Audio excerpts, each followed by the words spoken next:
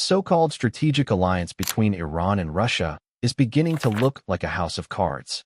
What was once hailed as a 20-year pact of unity is now being torn apart by accusations of betrayal, silence in the face of war, and growing distrust at the highest levels of Tehran's leadership. And the most explosive accusation of all, that Moscow may have quietly handed over Iran's defense secrets to Israel, helping fuel one of the most devastating attacks in Iran's recent history. Let's unpack how this pact, once celebrated as a lifeline, has turned into a nightmare. A pact built on sanctions and desperation. In January, Tehran and Moscow signed a sweeping 20-year cooperation agreement. The deal promised trade, energy partnerships, and crucially, military support. On paper, it looked like a win-win. Both countries were under crippling Western sanctions, Iran for its nuclear program and regional militias, Russia for its war in Ukraine.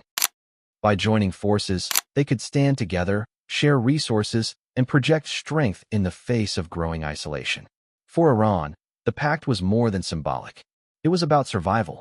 Tehran wanted advanced Russian fighter jets, state-of-the-art air defense systems, and a guarantee that Moscow would stand by its side if Israel or the West escalated tensions. In return, Iran agreed to supply Russia with its infamous Shahid drones, which would soon become a central part of Russia's war strategy in Ukraine. At the time, Iranian leaders celebrated the pact with fiery speeches about unity. But behind the smiles, Tehran was making a high-risk bet that Russia would deliver when it mattered most. The silence of Moscow. That bet came crashing down in June. Israel launched Operation Rising Lion, a massive preemptive strike that shook Iran's defenses to the core.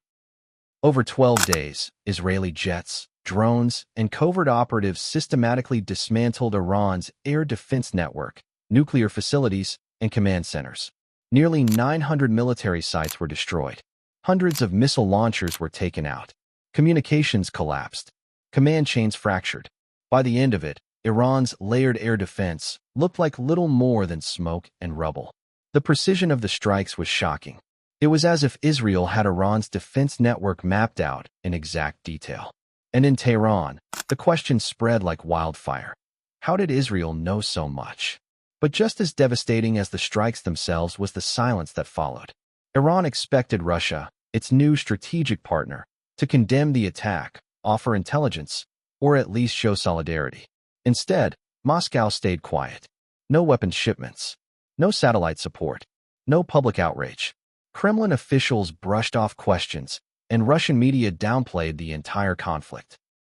For Tehran, that silence was deafening. Iran's costly gamble.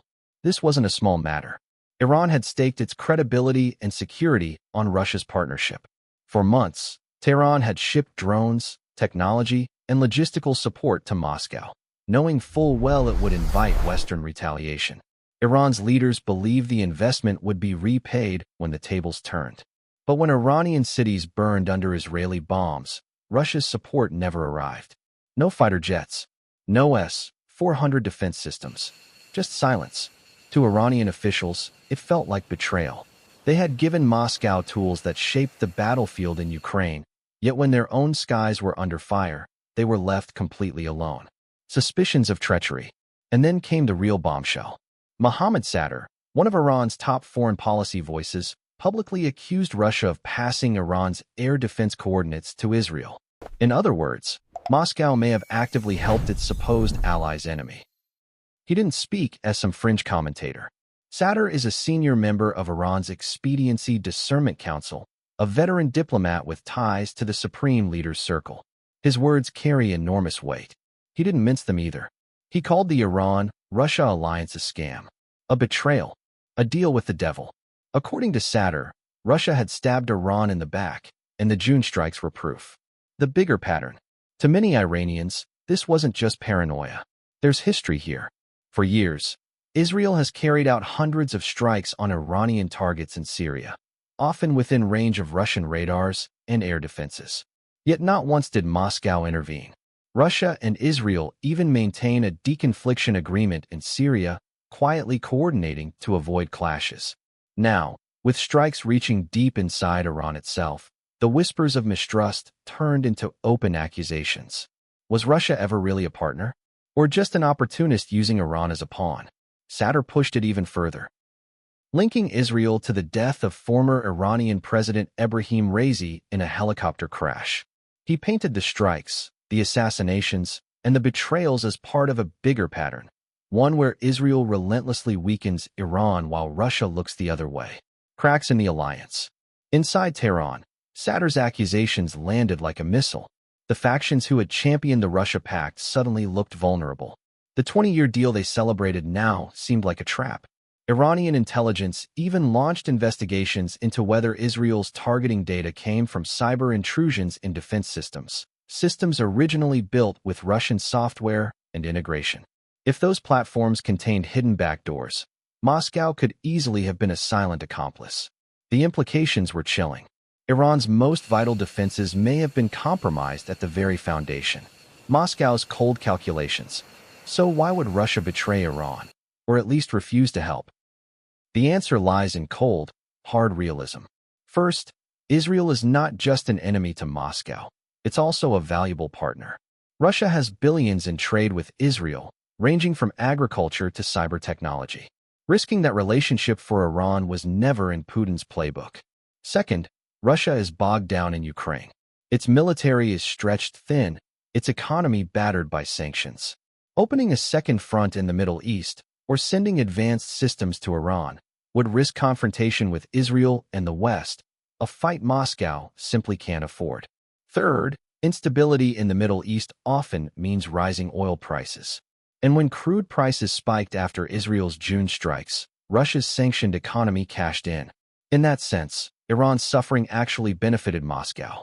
Put bluntly, Russia doesn't see Iran as a brother in arms. It sees Iran as a pawn, a supplier of drones, a disruptor of the West, and a bargaining chip to play when convenient. A regional fallout. This fracture hasn't gone unnoticed. Iran's rivals, Saudi Arabia, the UAE, Turkey, are watching closely, noting how isolated Tehran looked in June. For years, Iran built an image as the defiant power of the region, capable of staring down Israel and outmaneuvering U.S. allies. But Operation Rising Lion shattered that aura. Even Iran's own allies, Hezbollah, the Houthis, Iraqi militias, are uneasy. They depend on Tehran for weapons and leadership. But after June, some are reportedly seeking alternative funding and limiting attacks, fearing Iran can no longer protect them. The image of strength that Tehran worked so hard to project is beginning to crumble. The illusion of a pact. And here's the final twist. The Russia-Iran pact, signed with such fanfare, never actually promised mutual defense. The wording was careful, cooperation in trade, energy, military drills, but no guarantee of intervention if one side was attacked. Putin designed it that way from the start. For Moscow, the pact was always about flexibility, not loyalty. And for Iran, the realization has been devastating. They thought they had secured a lifeline. Instead, they discovered they were holding an illusion.